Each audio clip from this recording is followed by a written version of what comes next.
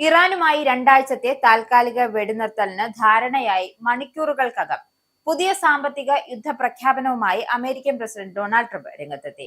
ഇറാനിലേക്ക് സൈനിക ആയുധങ്ങൾ കൈമാറുന്ന ഏതൊരു രാജ്യവും അമേരിക്കയിലേക്ക് കയറ്റുമതി ചെയ്യുന്ന എല്ലാ ഉൽപ്പന്നങ്ങൾക്കും ഒന്നും രണ്ടുമല്ല 50% അധിക നികുതി ചുമത്തുമെന്നാണ് ട്രംപിന്റെ വക ഭീഷണി.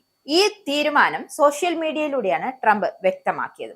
ഈ കടുത്ത തീരുമാനം ലോകത്തെ അറിയിച്ചത് ഇതിലൂടെയാണ്. അതായത് ഒരു ഇളവും ഈ തീരുമാനത്തിൽ നിന്നും ഉണ്ടാകില്ല എന്നും ആരെയും ഒഴിവാക്കാൻ തീരുമാനിച്ചിട്ടില്ല എന്നാണ് ട്രംപിന്റെ നിലപാട്.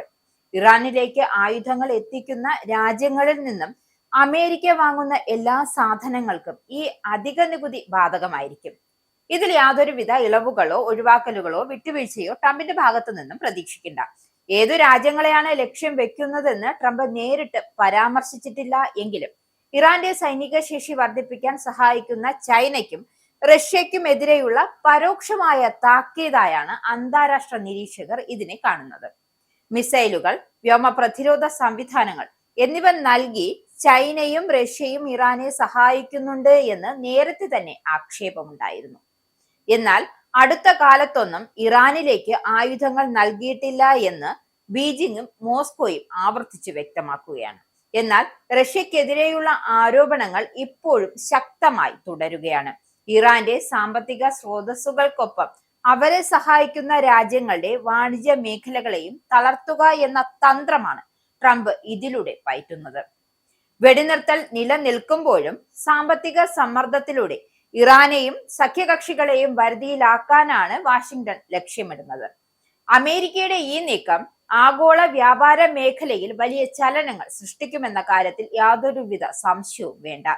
ഇറാനെതിരെ രണ്ടാഴ്ചത്തെ വെടിനിർത്തൽ പ്രഖ്യാപിച്ചതിന് പിന്നാലെയാണ് ട്രംപ് താരിഫ് ഭീഷണിയുമായി രംഗത്ത് വന്നിരുന്നത്.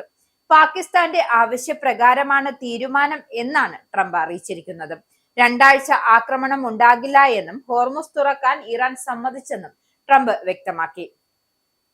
വെള്ളിയാഴ്ച പാകിസ്ഥാനിലെ ഇസ്ലാമാബാദിൽ ചർച്ചകൾ നടക്കുമെന്നാണ് നിലവിലെ റിപ്പോർട്ട്. ഇറാനിയൻ സായുധ സേനയുടെ സഹകരണത്തോടെ രണ്ടാഴ്ച ഹോർമുസിലൂടെ സുരക്ഷിതമായ ഗതാഗതം സാധ്യമാക്കുമെന്നും ഇറാൻ വിദേശകാര്യമന്ത്രി അബ്ബാസ് അരാജി വ്യക്തമാക്കിയിരുന്നു. ചർച്ചയിൽ ഇറാന്റെ 10 നിബന്ധനകൾ US അംഗീകരിച്ചതായും പാക് പ്രധാനമന്ത്രി ഷഹബാസ് ഷെരീഫ് അറിയിച്ചിട്ടുണ്ട്. ഹോർമോസ് കടലിടുക്ക് പൂർണ്ണമായും തുറക്കുമെന്ന് ഇറാൻ സമ്മതിച്ചതിനെ തുടർന്നാണ് ആക്രമണം പൂർണ്ണമായും നിർത്തിവെക്കാൻ ട്രംപ് സമ്മതിച്ചത് എന്നാണ് വിവരം. വെടിനിർത്തൽ അംഗീകരിച്ചതായി ഇറാനും അറിയിച്ചിട്ടുണ്ട്. അതേസമയം വെടിനിർത്തൽ പ്രഖ്യാപനത്തിന് പിന്നാലെ എണ്ണവില കുറഞ്ഞു. നിലവിൽ ഒരു ബാരലിന് $90 ആയിരുന്നു. എന്നാൽ രണ്ടാഴ്ചത്തെ വെടിനിർത്തൽ അംഗീകരിക്കുന്നു എന്നും എന്നാൽ ലെബനിൽ ഇനിയും ആക്രമണം നടത്തുമെന്നുമായിരുന്നു ഇസ്രായേൽ പ്രധാനമന്ത്രി ബെഞ്ചമിൻ നെതന്യാഹുവിന്റെ ഭീഷണി. എന്തായാലും ഇറാൻ ഇനിയൊരു ഭീഷണി ഇല്ല എന്നും നെതന്യാഹു വ്യക്തമാക്കിയിരുന്നു.